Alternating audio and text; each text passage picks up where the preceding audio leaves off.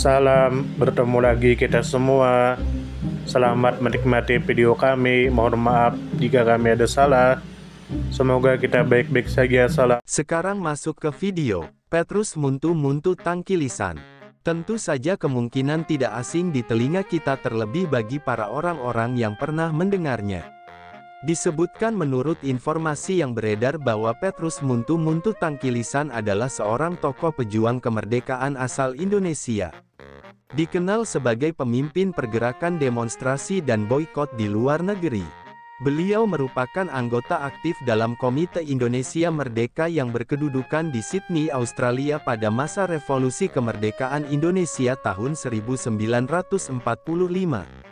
Nama lengkapnya menggambarkan akar budaya dan identitas khas dari daerah Minahasa, Sulawesi Utara. Kemudian menurut informasi yang beredar bahwa Petrus Muntu Tangki Lisan memegang peran penting sebagai pemimpin dalam gerakan demonstrasi dan aksi boikot terhadap kepentingan Belanda di Australia. Aksi-aksi ini ditujukan untuk menekan pemerintah Australia agar tidak membantu Belanda dalam upayanya merebut kembali kekuasaan atas Indonesia setelah proklamasi kemerdekaan tanggal 17 Agustus tahun 1945.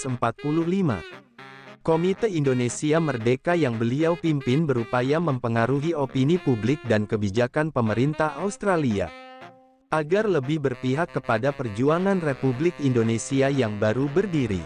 Kemudian menurut informasi yang beredar bahwa Petrus Muntu Tangki Lisan lahir pada tanggal 19 Mei tahun 1919 dan wafat pada tanggal 7 November tahun 1984. Aktivitas perjuangannya yang paling menonjol terjadi pada periode awal kemerdekaan Indonesia, terutama sekitar tahun 1945 hingga akhir 1940-an. Masa itu merupakan fase krusial ketika Republik Indonesia menghadapi ancaman kembalinya penjajahan Belanda, termasuk melalui agresi militer dan tekanan diplomatik internasional. Kemudian menurut informasi yang beredar bahwa perjuangan yang dilakukan oleh Petrus Muntu Tangki Lisan terpusat di Sydney, Australia. Di kota tersebut beliau dan rekan-rekannya mendirikan Komite Indonesia Merdeka untuk menjadi corong suara bagi kemerdekaan Indonesia di kalangan internasional, khususnya di wilayah Pasifik Selatan. Aksi demonstrasi dan boikot berlangsung di berbagai lokasi strategis seperti pelabuhan, tempat distribusi barang, dan kantor-kantor perusahaan yang memiliki kaitan dengan logistik militer Belanda. Kemudian menurut informasi yang beredar bahwa tujuan dari aksi Petrus Muntu Tangki Lisan adalah untuk mendukung perjuangan Republik Indonesia dari luar negeri dengan cara mempengaruhi opini internasional dan menghentikan aliran bantuan logistik ke Belanda. Ketika Belanda berupaya menggunakan pelabuhan dan infrastruktur Australia untuk kepentingan militernya, para aktivis seperti beliau melihat peluang besar untuk melakukan tekanan politik dan moral agar Australia bersikap netral atau bahkan mendukung kemerdekaan Indonesia. Aksi boikot dan demonstrasi ini juga bertujuan untuk membangun solidaritas internasional dan memperkenalkan legitimasi pemerintahan Republik Indonesia. Kemudian menurut informasi yang beredar bahwa Petrus Muntu Tangki Lisan bersama Komite Indonesia Merdeka mengorganisasi pemogokan buruh pelabuhan dan kampanye boikot terhadap kapal-kapal Belanda yang membawa suplai ke Indonesia. Mereka melakukan pendekatan ke Serikat Buruh Australia yang progresif, serta membina hubungan dengan media lokal untuk menyebarkan informasi mengenai perjuangan Indonesia. Melalui selebaran, pidato publik, dan aksi langsung, mereka berhasil menarik simpati publik Australia dan menimbulkan dampak signifikan dalam memperlambat pengiriman logistik Belanda. Dari sudut pandang sejarah diplomasi rakyat, peran Petrus Muntu Tangki Lisan dalam Komite Indonesia Merdeka di Sydney, Australia mencerminkan bentuk perlawanan non-militer yang sangat strategis dan efektif. Pada masa ketika Indonesia baru saja memproklamasikan kemerdekaannya dan masih menghadapi ancaman kolonialisme Belanda, dukungan dari komunitas internasional, terutama dari kawasan Pasifik, menjadi sangat penting. Petrus Muntu Tangkilisan memahami bahwa perjuangan fisik di tanah air perlu ditopang oleh perjuangan diplomatik dan moral di luar negeri. Khususnya dengan memobilisasi opini publik negara-negara seperti Australia agar mendukung Indonesia merdeka.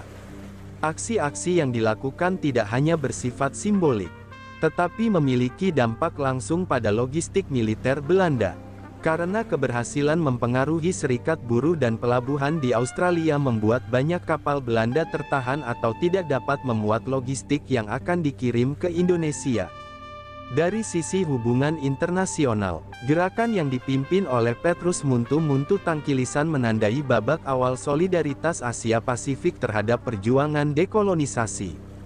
Australia, yang pada masa itu mulai memiliki identitas luar negerinya sendiri terlepas dari dominasi Inggris, dihadapkan pada dilema diplomatik antara hubungan historis dengan Belanda dan simpati terhadap perjuangan rakyat Indonesia.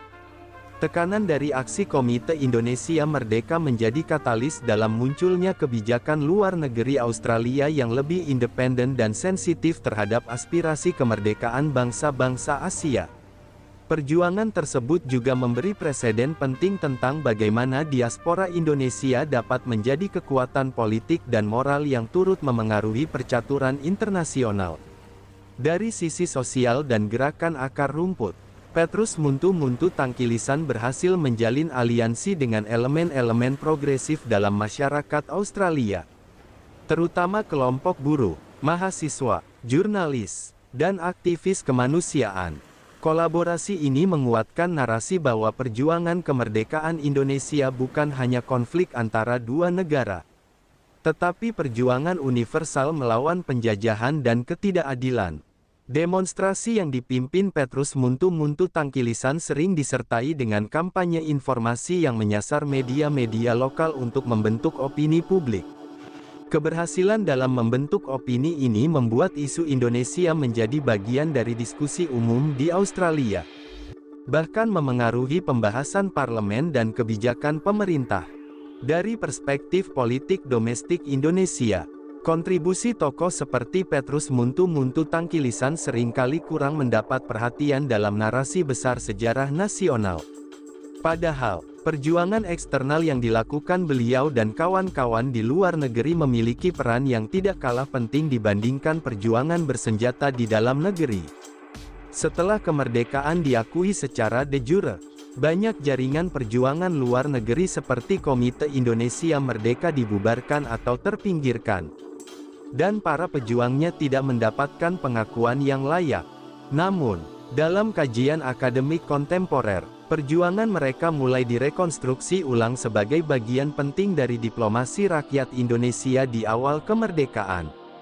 Dari sudut pandang identitas dan diaspora, Petrus Muntu Tangkilisan merepresentasikan wajah pejuang kemerdekaan dari daerah Indonesia Timur, khususnya Sulawesi Utara. Nama dan identitasnya memperkuat narasi bahwa kemerdekaan Indonesia merupakan hasil perjuangan kolektif dari berbagai etnis dan daerah, bukan hanya dominasi kelompok dari pusat kekuasaan. Kontribusi dari tokoh-tokoh seperti beliau membantu melawan narasi tunggal tentang siapa yang layak disebut pahlawan. Dengan latar belakang budaya Minahasa yang dikenal memiliki tradisi intelektual dan semangat kebangsaan yang kuat, Petrus Muntu Tangkilisan mengartikulasikan peran daerah dalam kancah internasional demi kepentingan nasional.